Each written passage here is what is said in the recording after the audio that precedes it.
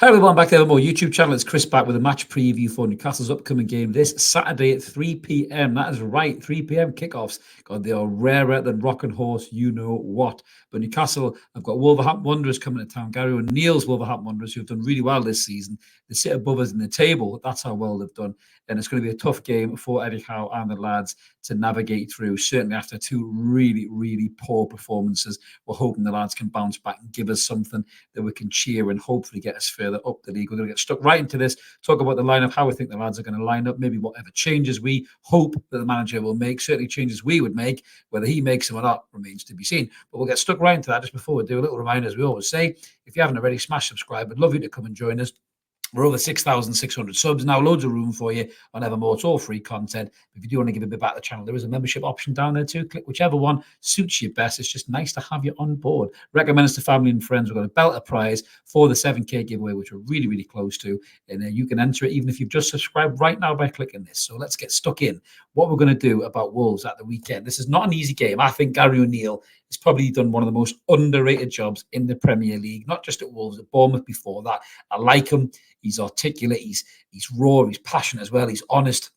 He's been shafted by horrendous decisions really from VAR all season, and he's managed to keep his composure and cool as well. He's lost it when he has to, but I like the guy. I think he's a really good manager. He was really hard done by Bournemouth. I'm glad to see him doing a good job at Wolves, but this is not going to be an easy game at all for us. They're sitting ninth in the table.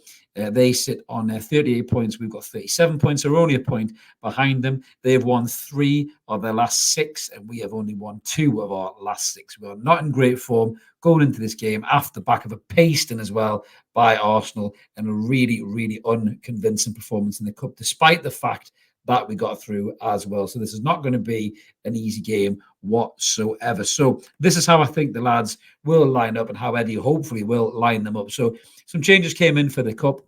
Dubravka obviously came back and goal. He was phenomenal in the Cup. It's probably the best I've seen Dubravka play in a long time. His shot stopping was brilliant. It wasn't for him, but could have been beat comfortably by Blackburn. So I've got him back in between the sticks. I think Sven Botman will come back in, even though he's been taken out in terms of getting back to his best levels, as Eddie would say. He definitely looks like he's carrying something, but I think we'll bring Sven back in for this game, and Jamal Lascelles will go back to the bench. But it could easily be Jamal Lascelles and Fabian Schär in that centre-back too. I think Dan Burn will continue at left-back as well. I love Tino, and I think Tino is the man in terms of performing for us at left-back going forward. But, Burn had a decent game against Blackburn. He wasn't great. Nobody was great, but I think he did all right. He didn't really cause any concern in that left-back berth. So I think he'll continue in the left-back spot and obviously trips it right back. Now, where I've made the changes is midfield.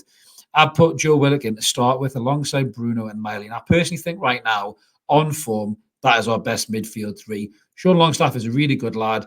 I love what he does, with the media and stuff like that. He's a local lad and everything else. Boy done well. And when he's fit, he runs all day long. He presses, he gets into good positions as well. His finishing isn't always great. But at the minute, he looks woefully off form. I don't know whether he's injured or he's just got a loss of confidence, but he has to come out of this team right now for the good of the player as well. He was terrible against Blackburn. Everybody was terrible against Arsenal, so it's hard to single just showing out. But against Blackburn, he was really, really poor. I thought Louis Miley came on and did little bits. He got on the boy, trying to make things happen. He was really unlucky to be subbed again, a double sub for the poor young lad. But he is 17, if you need me to remind you about that. Everyone knows that. I think he understands that can happen. He doesn't get himself all wound up about it. But for me, I'd really like to see a midfield 3 with Bruno and Miley using the ball really well, and obviously Joe Willock's pace and his energy to get in and join the attack as well. So that's the midfield 3 that I would personally like to see. And then up front, Anthony Gordon on the left-hand side, Isak through the middle, and I've gone with Miggy Almiron at right sided or right wing. I think Miggy did all right when he come on. He looked like he was on a good Miggy form.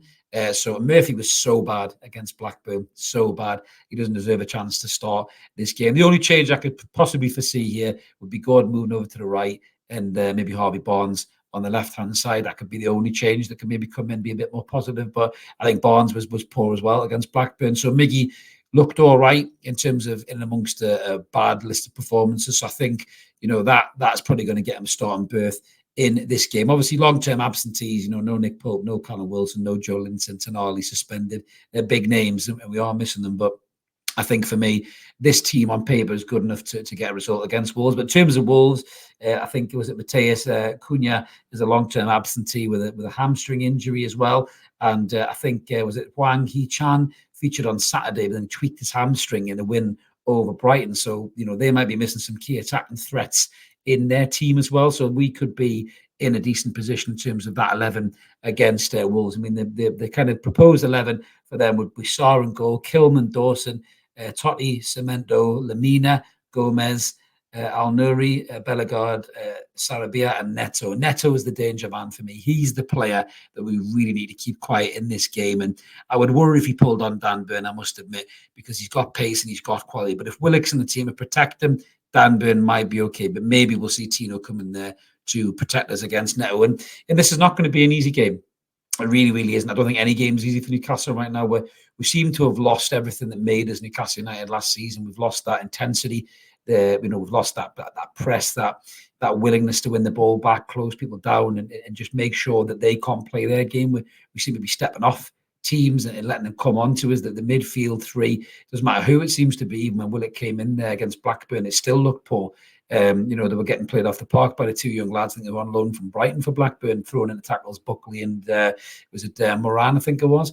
And that was disappointing as well. Senior players like Sean Longstaff and Bruno. I mean, Bruno didn't make any tackles again. He seems to be really pulling back from that, apart from that outlandish 2-footed lunge that he put in, which he's lucky he didn't connect, or he could have a straight red card for that. So that side is still in Bruno. That does worry me a little bit. But I think that midfield three, you'd like to think, would be enough to get in amongst the Wolves midfield and really rattle them up. But I think, in terms of the two sides, our lads are so woefully off form.